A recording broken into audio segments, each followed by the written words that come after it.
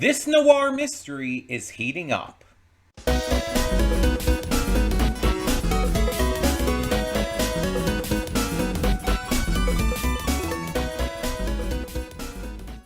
Hey everyone, welcome to Prince of the Gay. I'm your host Connie, and today we are here with episode 3 of Lazarus.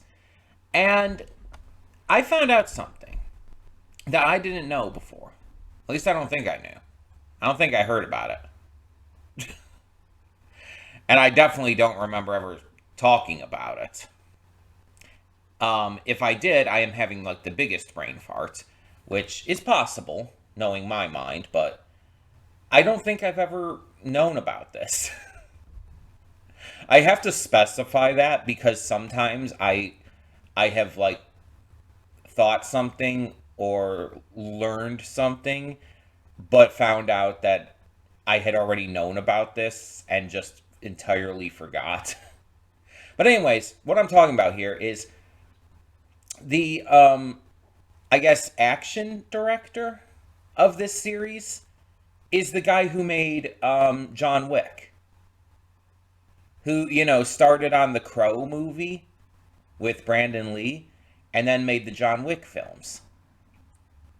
He's the action director of this. And apparently he said he's like fully willing and kind of desires to make even more anime. So he's working with Shinichiro Watanabe, who's a legendary director at this point, and they're making a noir action thriller that is very, very much a combination of a lot of Watanabe's previous works, like Carol and Tuesday, not really Space Dandy, I've said this before, but more Cowboy Bebop, a little bit of Samurai Champloo and everything. And I wonder if like the action stuff is coordinated by this guy. I can't remember his name right now, I apologize. But if it's coordinated by him, but it still feels very much like Samurai Champloo, even a little bit of Cowboy Bebop action. I wonder if he watched those in order to gain a feel for Watanabe's previous works and tried to integrate his version of the action that has been seen in those previous works into this series. Because I could believe that. But either way, I think that's a really cool addition for this. And like I said, I don't think I knew that. If I did, I completely forgot about it because like I found that out like a couple days ago and I was like really surprised. So if I forgot about it, my mind is just fucking with me again. But anyway, so last episode we were starting to see Lazarus make their moves. As a group, seeing them come together and take on a mission to try and find Dr. Skinner. And they went in two different directions to follow two different leads. Or at least I think it was two different leads. It might have been the same lead, just two different locations. Yeah, I think it was. Because I think they went to the location of where this shelter was. But then also like the business that created the shelter. But either way, they went to these locations and got involved in like some bullshit with people who I guess were owed money by the guy who ran this business, which is now out of business. And it ended up being a dead end. The bunker that Skinner had built, I guess he never used. It was probably never finished in time. And so it was a dead end. But while doing a facial recognition search for Skinner, like around the world and everything, the hacker girl ended up finding a shit ton of them. Or at least via, like, photo recognition search, it's made to look like that. Skinner has clearly planned for that kind of situation, which means this is like even more premeditated action. He hasn't made this decision randomly or suddenly. And we know, like, when he made Hapna, it was made with the intent of evolving like this. So this was a plan from the very beginning. And that means, like, messing with people's ability to search for him in this way was also part of the plan from the beginning. Which makes sense. Like, this was all a test in the first place as well. He disappeared, and when he reappeared, he's like, I was watching you, see what you would do and everything. And it's like, you're still, like, fucking up the environment and all of that. And it's like, I feel like if humanity had gotten better with all of that stuff, he probably would have just released the antidote. But it's because of how humanity has continued to go in the wrong direction. And so it was a test the entire time, which means he had to have had everything planned out. And we know he's an exceptionally smart man. We saw that with his Wikipedia page. He's exceptionally smart. He's intensely well thought out. It's a matter of, like, what could be, like, the one weak point, or even if it's an intentional weak point that he left for their sake, for someone to hopefully find. But what is the one thing that's going to give him away and give his location away? That's the question. And there's got to be something, whether intentional or not. I'm very curious to see, like, how this continues to go, because I feel like a lot of this is going to be chasing around all these different leads and everything. There's probably going to be other people who start looking and who are going to get involved. Probably some action because of both sides fighting each other for this. There's probably going to be traps set by the Doctor to deal with. And we're, of course, going to have some character developments and work with our main group as we go along. There's a lot of exciting things to look forward to. And so far, it's really good. Based off of the first 2 episodes, it's like it captures Watanabe's style with the smooth, jazzy soundtrack and the really cool vibes it has. It very much feels like a Watanabe work. A more serious Watanabe work, which apparently was, like, necessary. Because when Adult Swim commissioned this, and they did commission this, it was their desire to have this made. They wanted it to be more serious. That was, like, the big requirement that they had.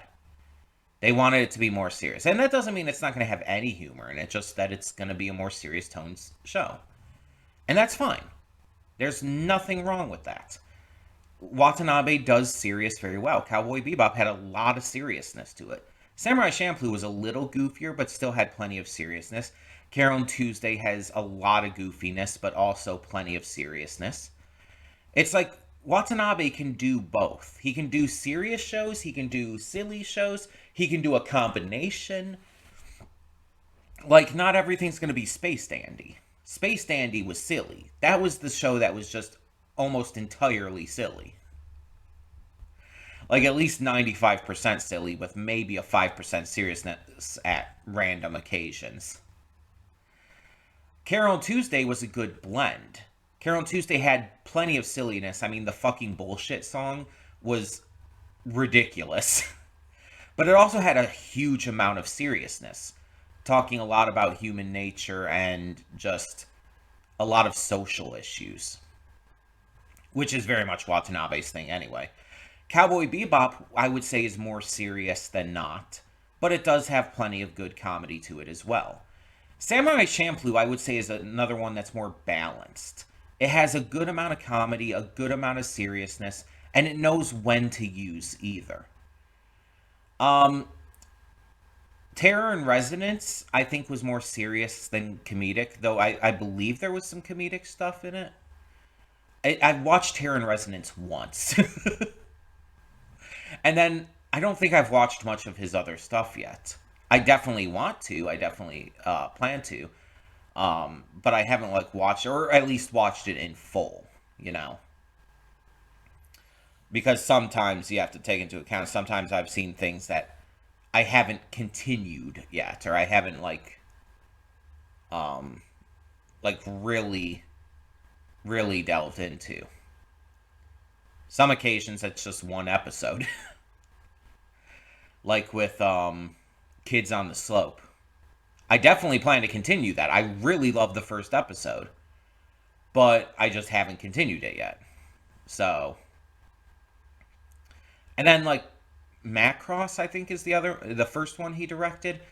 I don't know if I'll ever see that because I'm not big into mecha anime, but yeah, we'll see. Anywho, anywho, so yeah, I'm definitely very excited to see what happens next, and luckily, there's been no further trouble getting these episodes. They're coming up like day of release on Anime Pahe, which is the main site I tend to use for anime. And they're coming up in the Japanese, so I have no issue with that. Everything's working out fine. I don't remember if I said it last episode, but just in case I didn't, I'll say it again here. I did check out a little bit of the dub. And it's okay. I have no issue with it. But I think I'm gonna prefer the sub here. I think it's just, this is one of those that I want to watch in sub. It's not like Carol and Tuesday, where I could go either way. The sub and dub are just as equal in terms of quality. Or Cowboy Bebop and Samurai Champloo, where the dub is just far superior.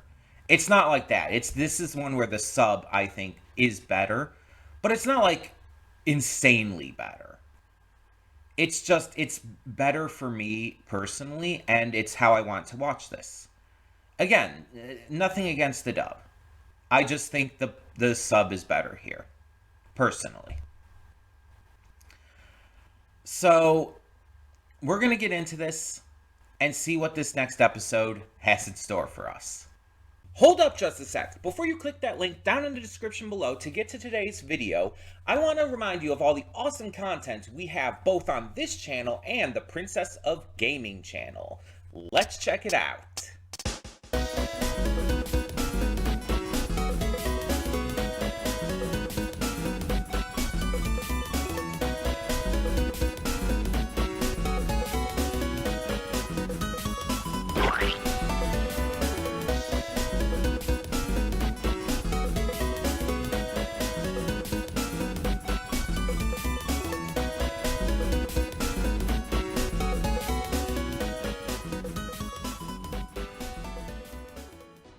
And we are back, and we'll begin with spoilers in 3, 2, 1, now.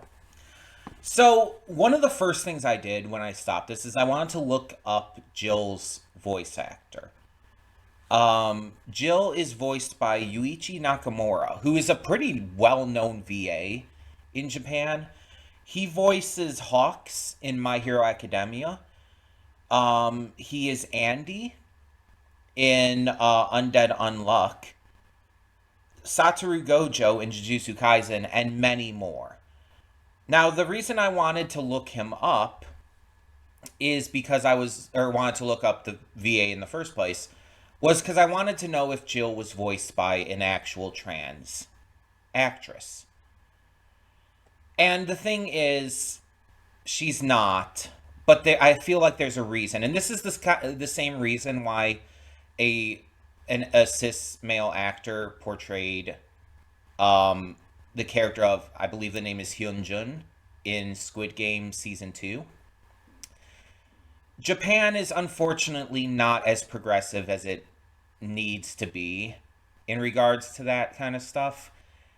And just like South Korea, having an actual trans actress like in a role like this could unfortunately cause problems for that actress who might already have problems getting jobs and, living in a lot of ways.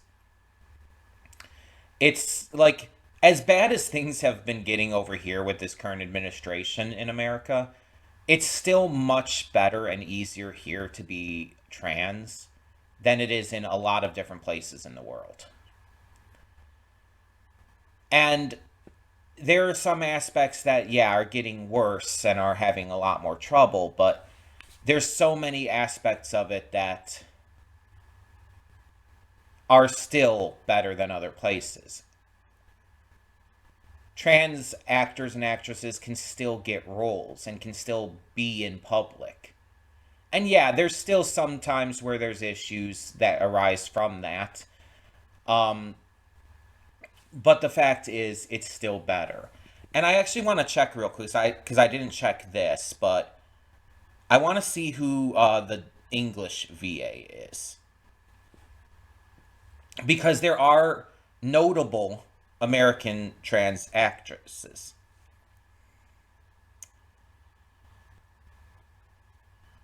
Okay. So, Jill's English VA is Kiba Walker. And on behind the voice actors, it is gendering them with they them pronouns. So I've never heard of this one. Are they non-binary maybe? Because that would be acceptable. Apparently they've been in Blue Lock, Tomodachi Game, Eden Zero, Harimia, Genshin Impact, a bunch of stuff it seems like. Haikyuu, Black Clover, some big stuff too, but well known. My Hero Academia, Saint Seiya. Let me see if I can find them otherwise.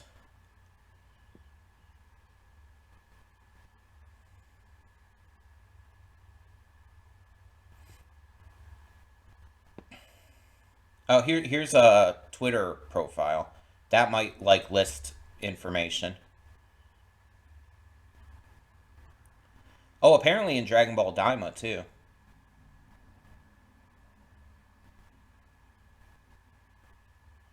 I'm not seeing anything listed about pronouns. Maybe uses multiple pronouns. It says that they're a drag performer.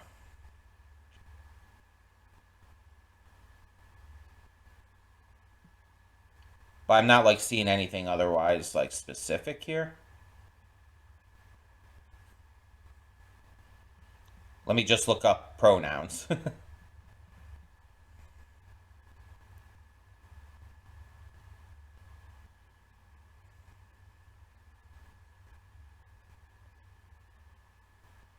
Okay, so I'm seeing that Kiba Walker uses he him pronouns in everyday life and she her as uh his drag persona, Salem Moon.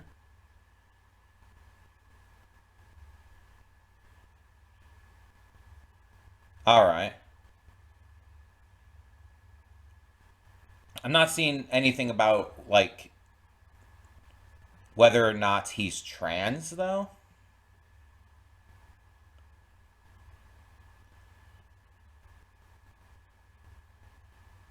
All I'm just seeing about it is that he's a drag performer and everything.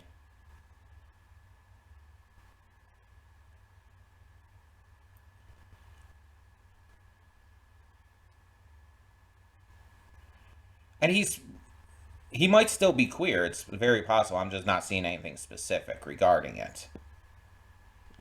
Well, I'm not going to like look forever. But there's at least like a queer element to it and everything. Um, and I like that. I'm definitely gonna check out the dub for this episode to specifically hear Jill's performance. Um, yeah, I really like that that was included in here. And like I said in the reaction, um, Shinichiro Watanabe is a very progressive director. Pretty much all of his shows have like some level of progressive content in it, whether it be queer characters or progressive themes and messages, ideologies, etc., etc. It's something that he puts in his media because it's stuff he believes in. And I've obviously talked about Carol and Tuesday a lot with this, with specifically the queer representation, because, like I said in the reaction, it's, let's be honest, queer central when it comes to Watanabe's works. Other shows will have queer characters in them too, but Carol and Tuesday is exceptional with the representation. You have Dahlia, you have Desmond, you have Marie, you have all these characters who are queer, and it's not made a big deal out of. It's, they're treated as if they're normal everyday people, because they are. And you get to see the humanity of them in a way that some media, unfortunately, still doesn't present as well as it should. And you see that here too. You definitely see Jill's humanity. You see just her as a person. And Axel's reaction to her, it's like he's surprised, but he accepts it. He fully accepts it right away.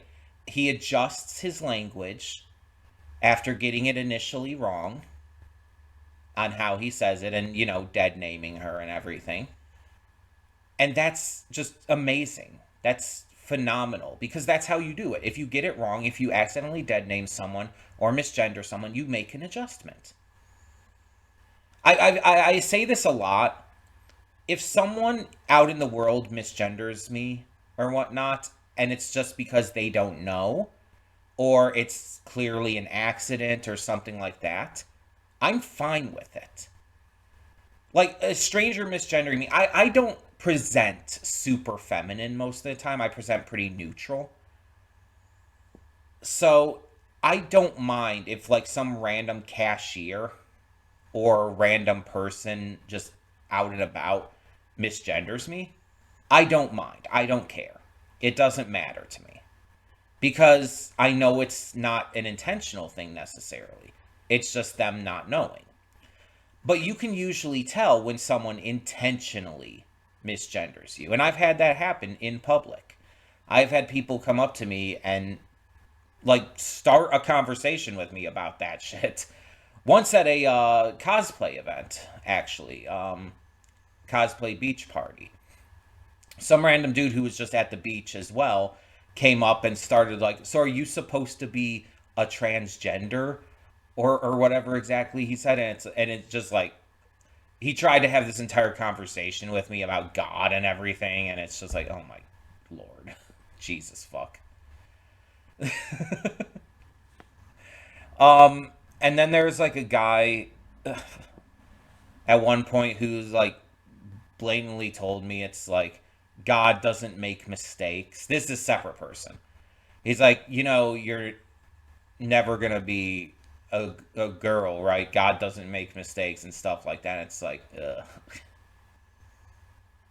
And to those kind of people, like, I'm very non-confrontational. So when people like that try to talk to me, I just kind of become very dismissive. I don't like get like angry or whatnot or yell at them. I just like very sarcastically say things like, okay. Basically just like that, like, okay. And it's very clear I'm not trying to take them seriously at all. And it's also a way of me coping with dealing with that, because I get, like, obviously really upset really easily. I'm a very emotional person, if a lot of my reactions have not proven that. But it's a way for me to kind of deal with it without, like, kind of breaking down. Um, it puts, in a way, it puts the control, the autonomy back into my hands during the conversation, and allows me to feel a lot more comfortable. It allows me to, like, kind of come to the conclusion that this is not someone who is worth taking seriously. it helps me. And to be fair, people like this, yeah, don't deserve to be taken seriously. They deserve to be like talked down to and shit. So it works out, is what I'm saying. But I love the way that Jill is portrayed here. She's just just shown to be a person, and her identity matters, but isn't all that matters about her. And we see like how she does end up helping out a little bit, and we get the information, even if it's not a lot, we get the information we're looking for, and it helps us move along to the next lead. Everything's kind of like everything's kind of connecting to a degree. And I really like how it's done. Now, I like how in all of these episodes, well, starting in episode 2 and now in episode 3, it seems like we're kind of focusing on like the group kind of splitting up into different teams and doing different things. It allows them to connect with each other, allows them to like bond, but also to learn more about each other, to see each other from different perspectives. Because as it's made clear here, Doug doesn't necessarily have the highest regards for Axel at this point. And so getting to see how Axel handles things on the streets, getting to see how he connects with people, is definitely going to give him a different perspective that he's going to be able to grow into. And no matter how this ends up ending, I feel like all of these characters, all of our members of Lazarus, are going to gain a lot of respect and maybe even care for each other in a way that they don't currently. I think that there's a very real possibility of that. And I love that. I love that the character work is just as important to this as the noir mystery elements. Because it allows every character to feel important, but also human. And I know that's the point. That's obviously the intent by Watanabe. Because all of Watanabe's works do that. I would say every single one, even Space Dandy, like gives a notable focus to the characters and makes them feel human, even when they're not necessarily human. Have to speak on Space Dandy for that one. But it's like he wants to bring that level of relatability and connectability to his characters to make them understandable, likable, entertaining, or just real, you know? And even villains, a lot of times, are given this kind of depth in his works so that they can feel like multi-dimensional as well, which is important. Villains should be, in most cases, multi-dimensional. And don't get me wrong, I like it when a villain can just be evil, because those kind of people do exist in reality and need to be portrayed in media. But I also want to see nuanced characters too. You can have both. So I really like that. So we have Axel and Leland, or Axel and Leland, Axel and Doug go to try and find Jill, and succeeding, and that leads them to find Doug's former professor, who we find out was one of his supporters, like amidst racism and whatnot that Doug was facing in his field and at college. Which, yeah, another big social topic that Watanabe would absolutely touch on. um, and we see Leland and Chris go to Dr. Skinner's house, posing as cleaners in order to do some digging around. And these don't entirely lead to much, except that they do find out about the existence of Skinner's grandmother, Belinda, who makes a mean baklava. She lives over in Istanbul, and so they take this, what was it called? Hypercube? Which is apparently some transcontinental transit system. And it allows them to go from where they are in America to Istanbul, Turkey in 6 hours, which is insane. And obviously, this kind of thing's been done in like futuristic sci fi content all the time. But it's also been something that I have specifically heard a lot of people talk about. The idea of a transcontinental transit system is like one of the like future technological advancements that people want the most. And for good reason. The ability to travel the world in like such a short amount of time would be insane. For like the price of what basically amounts to as a train ticket. It would be so much cheaper than flying or taking a boat or whatnot. It would be amazing. It would like revolutionize world travel, which in turn would revolutionize humanity connecting in ways that they never have before. Like if I could take like a basically a bullet train to France or to Germany or to anywhere really in that short amount of time, in just a couple hours, I would absolutely do it if I had the money, of course. I would definitely be willing to do that. Like that would be so cool. That would just, again, it would just be, it would allow for so much like revolution to happen in how countries connect with each other and how like even people learn languages and stuff. Like that would make for all kinds of connections like that to be just enhanced greatly. Because like you could do like a little studying on like, let's say Portuguese, and just pop over to Portugal for lunch one day. I mean, I doubt it would be cheap enough to just pop over for lunch, but you know. And it's like people in other countries could study English a lot better this way, and there's so many different options for this. It opens up so much possibilities.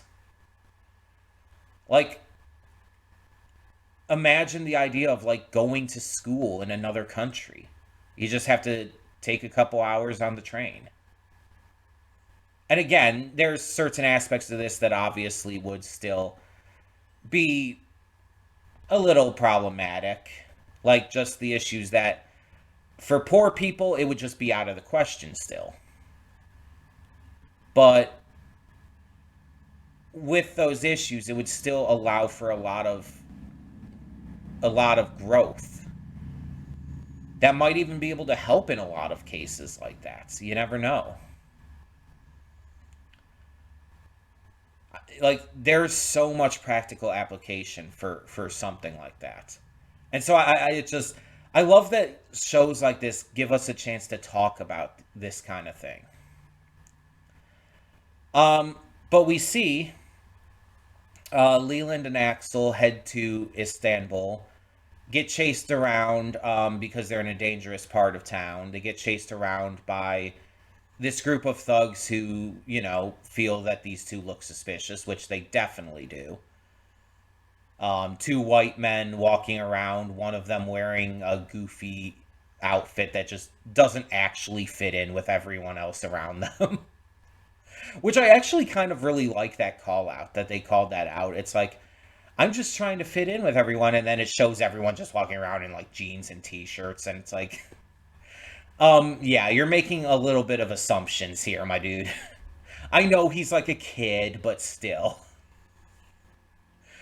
Um, the little girl having the tea party and everything was adorable, by the way. And Leland kind of getting sucked into it briefly was also really cute. But they do eventually manage to talk down the thugs by telling them that they're there specifically for Belinda's baklava, which, as I said in the reaction, I have had baklava a couple times in my life, like, I don't know, like maybe three, four times. Um, and I would not say I've ever had like really like amazing baklava. It's been like, cheaper stuff and whatnot. Like one time I had it at a literal buffet. It was like this like world food type buffet where it's like all kinds of stuff from all over. And yeah, they had baklava as one of their dessert options, and it's like, again, it was good. And I've had like frozen baklava and stuff from like the store. It's like I've had, I think, restaurant baklava like once or twice, but again, it's never been like really high quality and never homemade. I would be absolutely willing to. I just haven't had that. But apparently, Grandma Belinda's baklava is like the best around, the best you'll ever get. And so I like seeing like the thugs take them to her, and she just gives them a Tupperware of baklava, and they're so excited. They're just like cheering and everything. That's great. But we get to learn that Skinner was just kind of an ordinary person in a lot of ways. Growing up, he was just an average, everyday kid, with his grandmother raising him and all. And before, like, he disappeared, I guess, he even sent a message to his grandmother, just saying that he's unable to visit as he wanted. And, just be cordial and kind. And he clearly loves her. I mean, she raised him. I mean, it makes sense. She wasn't like a clearly a bad parental figure. She very clearly raised him with love and baklava, lots of baklava. Like, man, did she just cook baklava nonstop?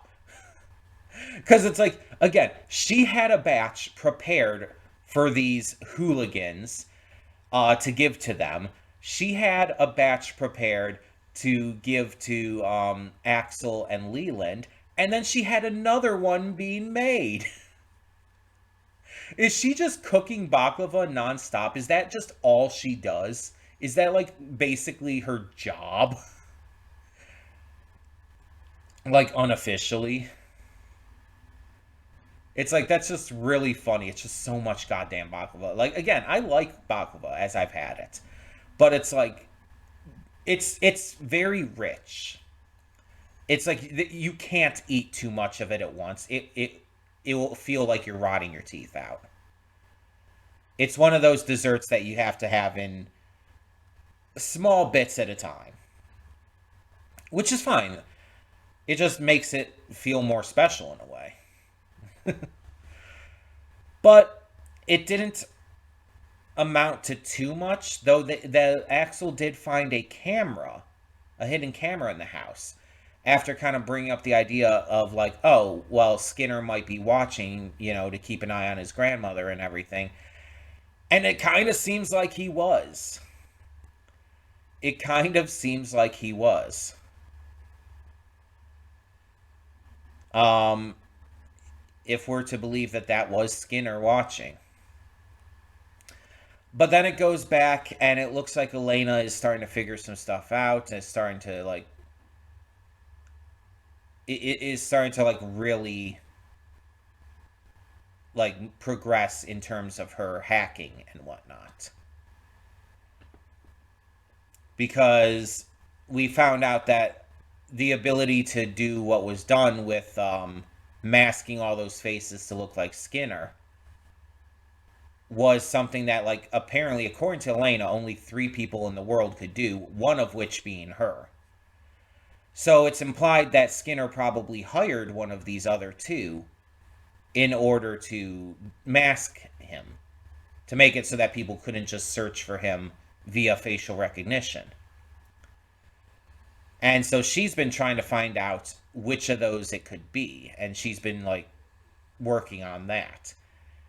All of our characters are definitely getting chances to shine. We get, like, focuses on Chris, on Leland, on Doug, obviously Axel. And I think we're going to get a focus on Elena, maybe in the next episode. It definitely seems like it's starting to like move toward her a little bit. And she's definitely been kind of the more mysterious member of Lazarus, because it even said last episode that she was potentially the most dangerous. She was the one who there had done the worst actual crimes. And so I'm really curious because she even said, like, there's only three hackers in the world who could have done what was done. And at first, she included herself, her own tag name. But then she, like, kind of took it back and was like, oh, but that last one is me. So it's like, I'm kind of wondering maybe she might be, like, actually the one. We don't know. It's possible. Um, but yeah, this episode was another really great one. There was also some great action in it. Um, it's just this is just really damn good. It has good flow, good vibes. It's like just awesome music and action, good mystery, great characters, like trans representation, which is always a positive. It's like this is just so damn good so far. It's like, yeah, we're this is a Shinichiro Watanabe series for sure, and we are thriving with it.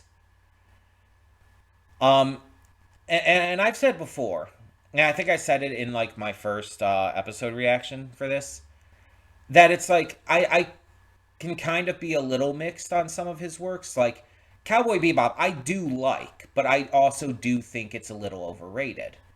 People act like it's one of God's gifts to anime, and it's like it's good, but it's not that good. Like Carol and Tuesday is better. Carol and Tuesday is, in my opinion, the best Shinichiro Watanabe work that I've seen to completion. Um, and honestly, I think that Samurai Champloo, as well received as it has been, is still very underrated. I've only seen the first season of Space Dandy in whole, and I enjoyed it. I very much enjoyed it, but it very much reads as just a more goofy series. And so it's not like as great as the other shows tend to be. I've only seen the one episode of Kids on the Slope, so I can't speak too much on that. I liked Terror in Resonance, that was a good one, but again, not like anything phenomenal. I did really like it though. I know there's a lot of people who had issues with it who aren't that big of a fan of it for one reason or another. And I mean, I liked it. And so far, this one is, I honestly, I feel like closer to the level of Carol and Tuesday for me. It's definitely not on the level of Carol and Tuesday because Carol and Tuesday made me cry in the first episode. Like, it made me get, like, super emotional. And it's one of those rare shows that I do not believe has a bad episode, which is almost impossible for a series, in my opinion. It's like one of the only series in the world that I think has no bad episodes. It's probably one of the series that I would consider to be the closest to actual perfection. And I don't think any show I've seen is perfect. But like Carol and Tuesday and Full Metal Alchemist Brotherhood are the two closest that I've ever seen. And One Piece I just like better, just personal reasons. One Piece is my favorite because of a lot of personal reasons and my history with the series and everything. But I do think Carol and Tuesday and Full Metal Alchemist Brotherhood and probably even Link Click are better shows, just in terms of overall quality. I just like One Piece more personally. But this is definitely up there so far. And if this sticks the landing as much as I think it's probably going to, I think this series could just be like another one of Watanabe's best. I really do. I'm very excited to see how this continues. But for now, tell me in the comments below, what did you think of this episode of Lazarus? I almost was gonna say Carol and Tuesday. What did you think of this episode of Lazarus? What did you think of the representation within? I personally really enjoyed it. I feel like it would have been better to have a trans woman as the character, either in the dub or sub, but I understand. Like, at least we got some queer representation to portray in the dub. And the sub, I get it. I understand. I wish it was better in Japan for that, but I understand. And I mean, still a good VA, still a good performance. So, thank you all so much, as always, for tuning in. And for now, I'm Connie, and I'm signing off. See y'all next time.